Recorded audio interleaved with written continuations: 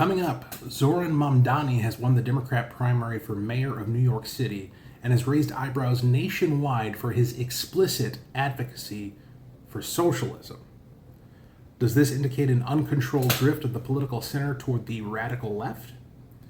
Also, as the so-called Pride Month comes to a close, we'll discuss its significance in the culture. What exactly are its celebrants supposed to be proud of? And why do we see so many examples of that pride being expressed through public lewdness and the desecration of sacred symbols? We'll also consider the question, should the United States Census be changed to count only U.S. citizens? Finally, we'll highlight a bill introduced here in Minnesota by Representative Elliot Engen, which would increase penalties for swatting.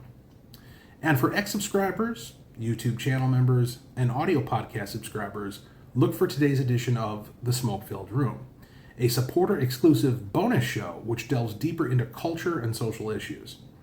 We'll discuss the new Superman film coming out in a few days and what I hope will be revived in this fresh portrayal.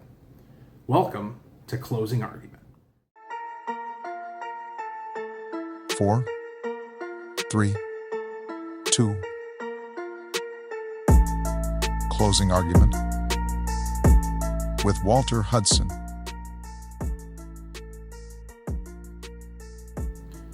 The more we hear from New York City mayoral candidate Zohran Mamdani, the more concerning it is that he won the Democrat primary and may indeed become the chief executive of America's most prestigious city.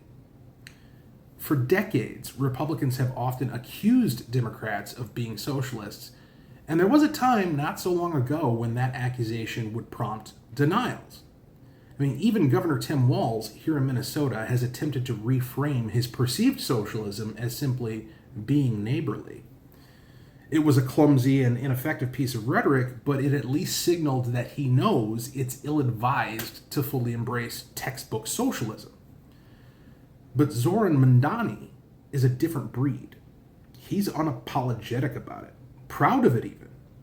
Here he is in a recent interview detailing at length his desire to implement full socialism in New York City and encouraging his fellow Democrats to do the same. What the purpose is about this entire project, it's not simply to raise class consciousness, but to win socialism. And obviously raising class consciousness is a critical part of that. But making sure that we have candidates that both understand that and are willing to put that forward at every which moment that they have, at every which opportunity that they're given. We have to continue to elect more socialists, and we have to ensure that we are unapologetic about our socialism. There are also other issues that we firmly believe in, whether it's BDS, right, or whether it is the end goal of ceasing the means of production, where we do not have the same level of support at this very moment. And what I want to say is that it is critical that in the way that we organize, in the way that we set up our work and our priorities, that we do not leave any one issue for the other, that we do not meet a moment and only look at what people are ready for, but that we are doing both of these things in tandem. Because it is critical for us to both meet people where they're at and to also organize for what is correct and for what is right, and to ensure that over time we can bring people to that issue.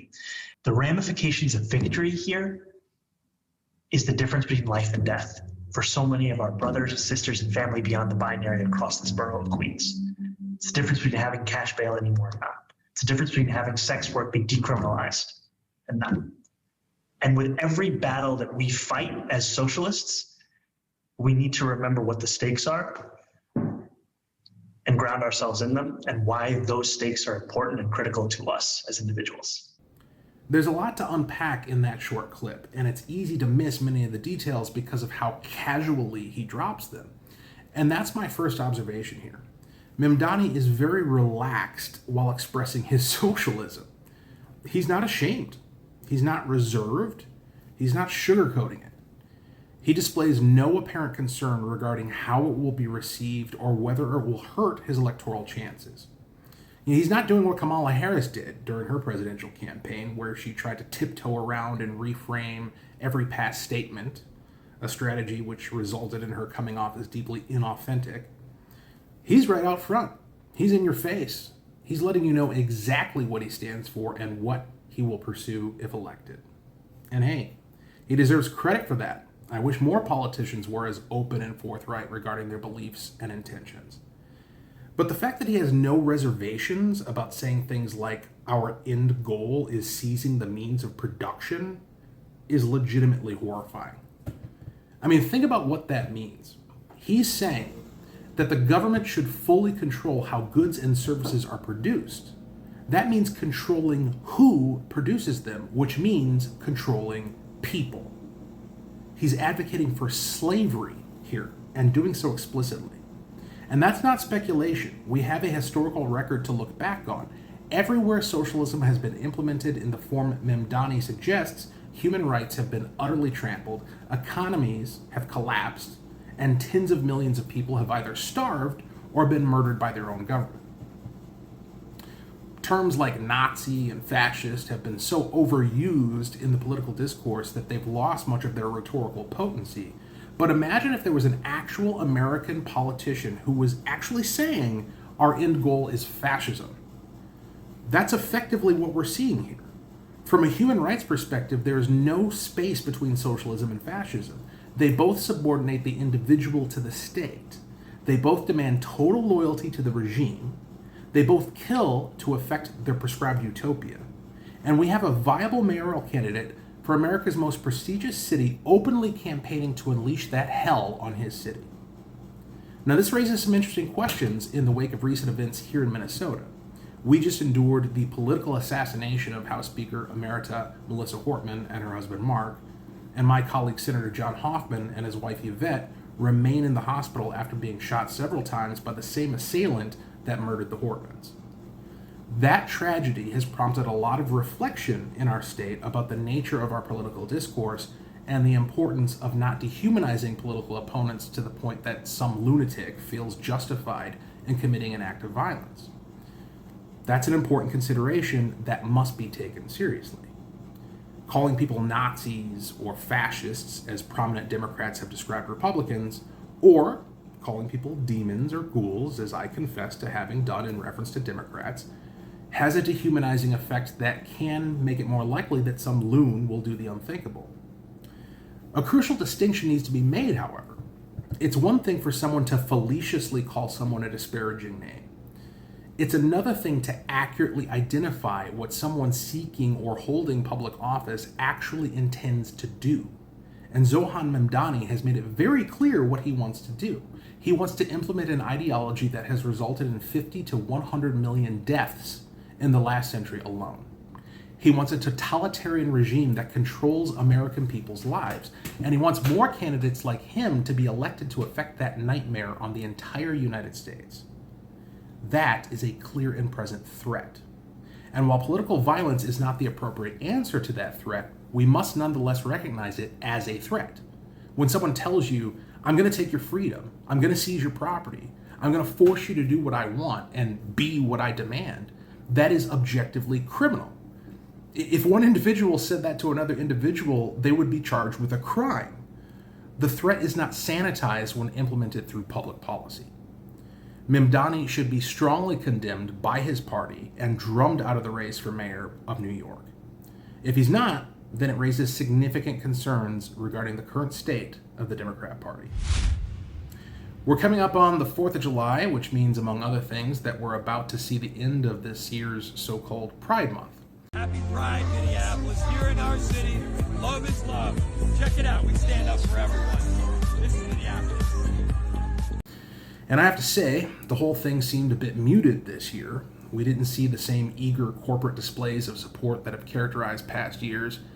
In fact, there was so little mention of Pride Month this year that you could be forgiven for forgetting it's a thing. Significant developments like the war between Israel and Iran, the political assassinations here in Minnesota, and the work in Washington, D.C. to pass the One Big Beautiful Bill have all overshadowed the fabulous pomp and circumstance of Pride Month. That said, festivals, parades, and events did take place around the country and around the world, and we once again saw lewd displays of nudity and the desecration of sacred symbols. So it's worth taking a moment as this year's Pride Month comes to an end to ask the question, what is it we're supposed to be proud of here? Let me start off by addressing the most obvious objection to me even asking that question. My goal here is not to rail against the LGBT community. I could truly care less what you do in your bedroom. But I do care what you do in public, because my children and other innocent Americans have to endure that behavior being imposed upon them. And I sincerely can't fathom an innocent or benign reason for why people would feel justified in twerking in front of toddlers, or prancing naked down a public street, or desecrating sacred symbols. The whole thing seems very much more like a pagan ritual than a quest for human rights. This past Friday, I was a guest on the Twin Cities public television program known as Almanac. I was part of their political panel discussing the fallout from the recent political assassinations. One of my Democrat colleagues from the House, Representative Athena Hollins, was also on the program in a prior segment discussing Pride Month and the legislative priorities of the bicameral Queer Caucus. And before you freak out about that, that's what they call themselves. I didn't come up with it. Hollins had some interesting comments connecting the history of the LGBT movement to its current agenda. Take a listen here, and then I want to highlight a critical distinction that separates then from now. I wonder about Pride. Why is having Pride Month still important? Oh, great question. I mean, I think everything that we're seeing at the federal level is the reason why it's still important. We've made huge strides, but the reality is there's so much further to go. And many people just want to love who they love. They want to live their lives fully and authentically, and that's what we're trying to do here in the state of Minnesota. One of the most visible issues now is the Federal Health and Human Services Department investigating whether biological males can play girls' sports. Yeah. What's the status of that in the community? I mean, I think we're outraged. I think in general, the idea that we are going to start picking apart what people's gender is just biologically incorrect, right? We know there's more than two genders in any particular situation. Trans girls are girls, and they want to play sports with other girls, with other little girls. And I don't think there's anything wrong with that. And I think most Minnesotans see this as really a non-issue that's distracting from the real things that people care about, like how much their groceries are, how much they're paying for rent, things like that. Now, the first thing to point out here is that Hollins is objectively incorrect about the majority of Minnesotans not caring about boys playing in girls' sports. It's an 80-20 issue, and the majority is on the side of fair and safe conditions for our women and girls. And it's objectively incorrect that trans girls are girls, because if that were true, you wouldn't have to say it. The fact that you have to place the adjective in front of the noun means that you're making a distinction. There's simply no argument to be had on either of those points. But setting that aside, the more relevant observation here is that there has been an evolution of demand from the LGBT political lobby. When we were debating gay marriage back in the day, there was broad bipartisan agreement that non-conforming couples should have the liberty to enter into civil unions. I was on that side of the debate. I didn't want to equate marriage with it, because marriage is an inherently religious and social institution that models God's relationship to us and serves to incubate future generations of human beings, which can only be the product of a union between a man and a woman. I mean, again, that's not debatable. These are different arrangements. They are not the same thing. But the libertarian in me believes that people should be free to enter into whatever covenant or contractual relationship they want to, so long as it doesn't harm another person. And that's how gay marriage was sold. We were told, this doesn't hurt anyone. This doesn't impact your marriage. This is between two other people and it doesn't affect you, etc. And the electorate largely bought into that pitch. We're Americans. Live and let live might as well be a national motto.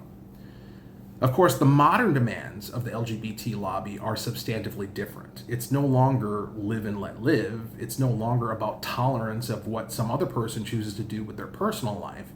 Now the demand is that you sacrifice your convictions, your sincerely held beliefs, your perception of reality, and even the safety of your own children in order to affirm a factually incorrect premise.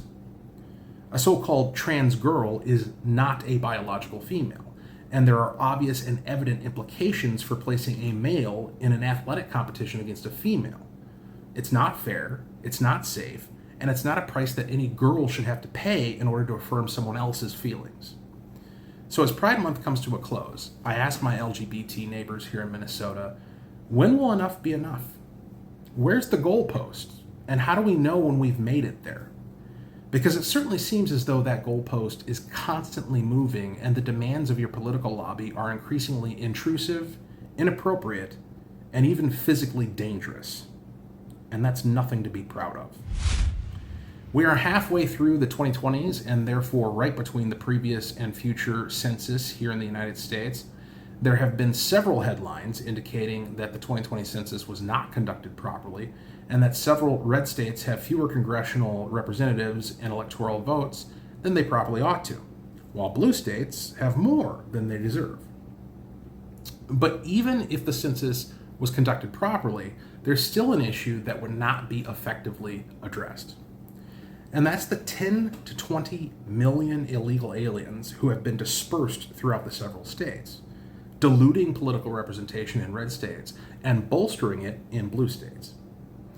In this clip from the Heritage Foundation, Hans von Spakovsky prescribes changing the census process to only count American citizens.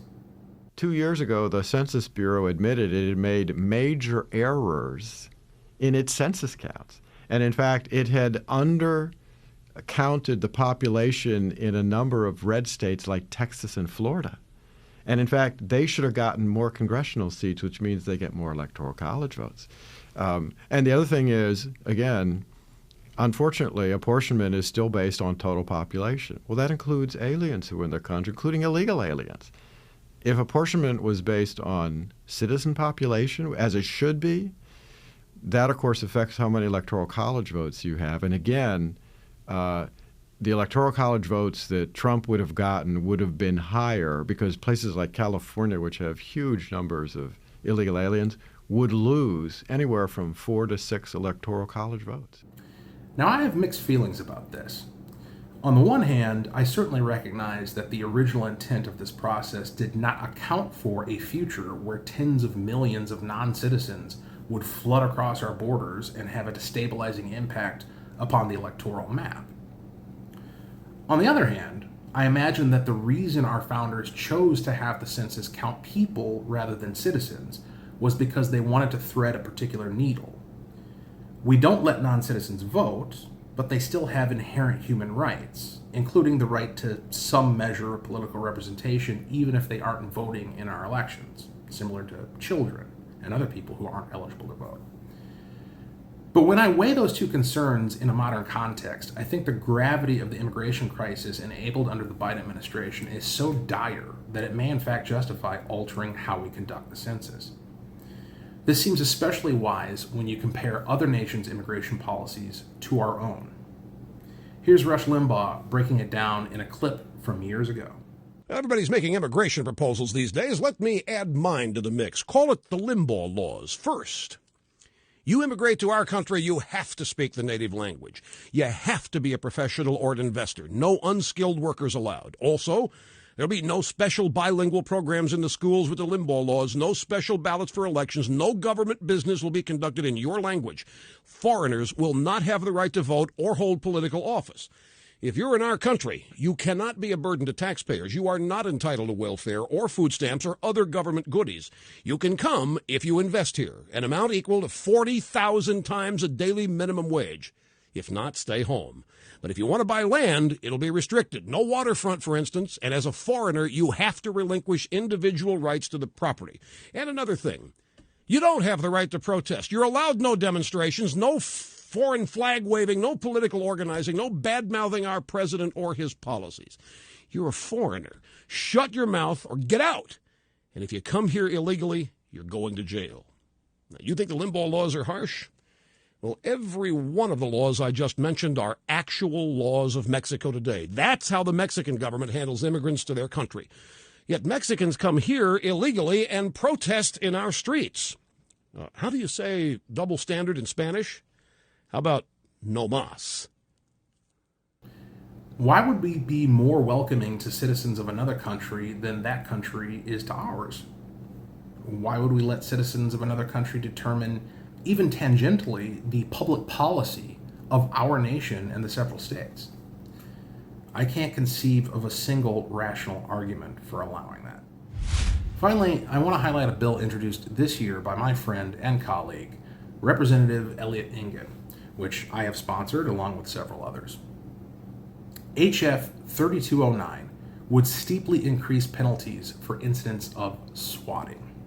Now, you probably know what swatting is at this point, but in case you don't, this is when someone calls in a false report to law enforcement alleging that violence is taking place at someone's home.